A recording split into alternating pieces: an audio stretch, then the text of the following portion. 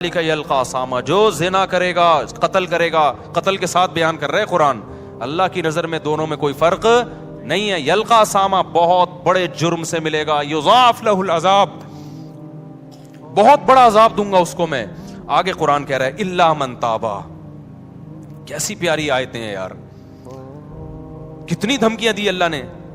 اب جس سے ہو چکا ہے وہ جب یہ آیتیں سنے گا وہ تو مایوس ہو جائے گا نا، وہ تو مایوس ہو جائے گا. تو اللہ نے فوراً کہا الا من تابا. یہ جو قرآن کا الا ہے نا، اس میں بڑی طاقت ہوتی ہے. یہ ایسا لگتا ہے جیسے اللہ نے ایک تلوار چلا دی. الا من تابا، ہاں جس نے توبہ کر لی. اب تک جو ہوا سو ہوا، کیونکہ جب زانی یہ آیتیں سنے گا وہ تو کہے گا میں تو گیا کام سے. اللہ کہتے ہیں مہلت ہے. الا من تابا، اب تک گرل فرینڈ رکھی نا تو نے، زنا کیا، لڑکوں سے بدفعلی کی، قتل کیا. من تابا، توبہ کر لے. آج کیا کر لے؟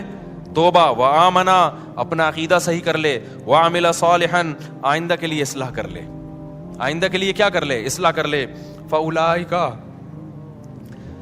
یبدل اللہ سیئاتہم حسنات وکان اللہ غفورا رحیما. یہ وہ لوگ ہیں جو پکی توبہ کرتے ہیں اور پھر اس پہ قائم رہتے ہیں. اللہ ان کی برائیوں کو نیکیوں سے بدل دیتا ہے.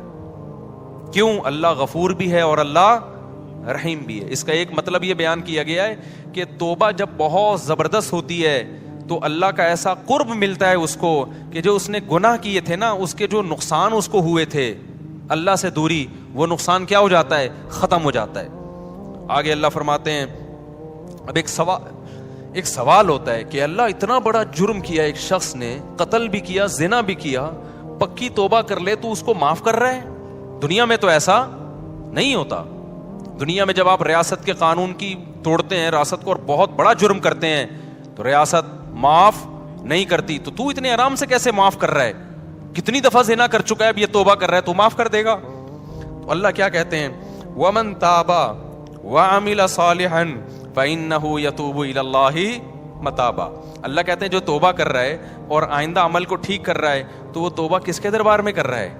وہ انسان کے پاس تھوڑی آ رہا ہے، وہ تو خدا کے پاس جا رہا ہے. تو خدا کا ظرف چھوٹا نہیں ہے. جہاں وہ سزائیں بہت سخت دیتا ہے تو اس نے ایک دوسرا اس کی تلافی کیسے کی ہے کہ اس کا ظرف بھی کیا ہے؟ بہت بڑا ہے. اس کی معافی بھی کیا ہے؟ وہ بہت بڑی ہے. تو یہ مت دیکھو کہ کتنے جرموں کے بعد توبہ کر رہا ہے، یہ دیکھو کہ دروازہ کس کا کھٹکھٹا رہا ہے؟ خدا کا دروازہ کھٹکھٹا رہا ہے، جبکہ اس نے عذاب اپنی آنکھوں سے نہیں دیکھا. تو میں کیسے اس کو معاف نہیں کروں گا؟ والذین لا یشہدون الزور واذا مروا باللغو مروا کراما. یہ وہ لوگ ہیں جو جھوٹ کے قریب سے نہیں گزرتے، اور جب لغویات کے قریب جاتے ہیں، لغویات میں یہ گانے بجانے، موسیقی، شراب کباب کی محفلیں، تو مروا کراما، عزت کے ساتھ گزر جاتے ہیں.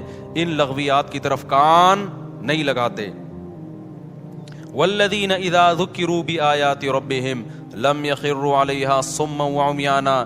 جب ان کو ان کے رب کی آیتیں اور احکام بتائے جاتے ہیں تو اندھے اور بہرے ہو کے نہیں گزرتے. آپ دنیا پر اس آدمی کو بتائیں خدا کا یہ حکم ہے، ابے جاؤ یار، کیا باتیں کر رہے ہیں یار، صوفیوں والی باتیں کرتے رہتے ہو ہر وقت. اللہ کہتے ہیں جو ہمارے نیک بندے ہیں نا، جب ان کو اللہ کی بات بتائی جاتی ہے تو اندھے اور بہرے سنتے بھی ہیں کہ کیا کہا جا رہا ہے، پھر دیکھتے بھی ہیں کہ اب سیدھا راستہ کون سا ہے. والذین یقولون ربنا ھب لنا من ازواجنا وذریاتنا قرۃ اعین واجعلنا للمتقین اماما. یہ دعائیں مانگتے ہیں، اے اللہ ہمیں ہماری ازواج اور اولاد کی طرف سے آنکھوں کی ٹھنڈک دے. کیا مطلب آنکھوں کی ٹھنڈک؟ وجعلنا للمتقین اماما، ہمیں پرہیزگاروں کا امام بنا، یعنی ہمارے ماتحتوں کو کیا کر دے؟ نیک بنا دے. کیونکہ جو اللہ کے خوف رکھنے والے لوگ ہیں ان کی آنکھیں اپنے گھر والوں سے اس وقت ٹھنڈی ہوتی ہے جب وہ اپنے بیوی بچوں کو نماز روزے میں اور نیکی کے کاموں میں مشغول دیکھتے ہیں. سمجھ میں آ رہی ہے بات؟